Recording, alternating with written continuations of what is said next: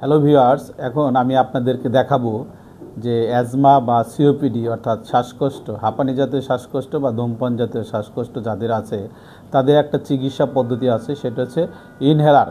হ্যাঁ, সেই ইনহেলারটা সাধারণত 2-3 ধরনের হয়ে থাকে। আমি আপনাদেরকে 2 ধরনের ইনহেলার টেকনিক দেখাবো যে কিভাবে আপনারা নেবেন।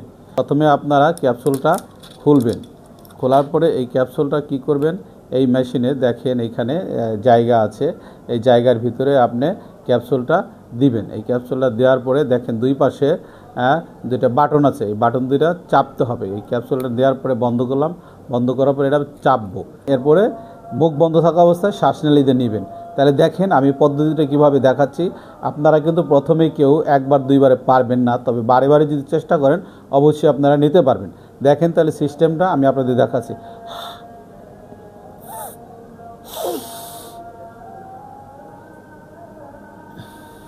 এভাবে আপনারা 10 সেকেন্ড 5 থেকে 10 সেকেন্ড ধরে রাখবেন, ধরে রাখার পরে এটা নেবেন।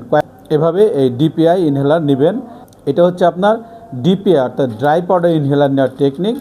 আর এখন দেখাবো যে এমডিআই, মানে এই ধরনের যদি হয় মিটার ডোজ ইনহেলার, এটা কিভাবে নেবেন। এটা হচ্ছে নেওয়ার পদ্ধতি আছে কয়েকটা, বিশেষ করে শিশু এবং বয়স্করা যদি হয় সরাসরি এটা নিতে পারবে না, তাদের জন্য একটা ডিভাইস পাওয়া যায়, অ্যারো হেলার বা অ্যারো চেম্বার ডিভাইস বলে।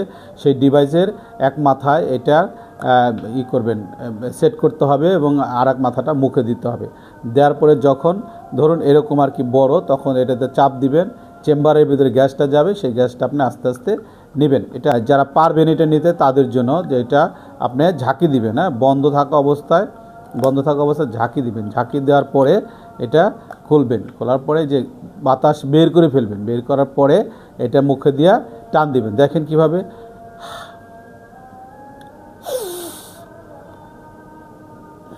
তাহলে আপনারা কিন্তু দেখতে পেলেন যে একই সিস্টেমের এই ডিপিআই ইনহেলার এবং হচ্ছে এমডিআই ইনহেলার, একই সিস্টেমের একই পদ্ধতি নিতে হবে। এটা হচ্ছে ড্রাই পাউডার ইনহেলার আর এটা হচ্ছে মিটার ডোজ ইনহেলার। তো আশা করি আপনারা যদি এই ভিডিওটা দেখেন তাহলে আপনাদের যাদের বাসায় অ্যাজমা বা সিওপিডি রোগী আছে আপনারা এটা ব্যবহার ঠিকমতো করতে পারবেন। সেক্ষেত্রে আপনাদের নিজেদের কাজে লাগবে বা আপনার আশেপাশে যাদের আছে তাদেরকে আপনি শেখাতে পারবেন। সো ধন্যবাদ সবাইকে, ভালো থাকবেন।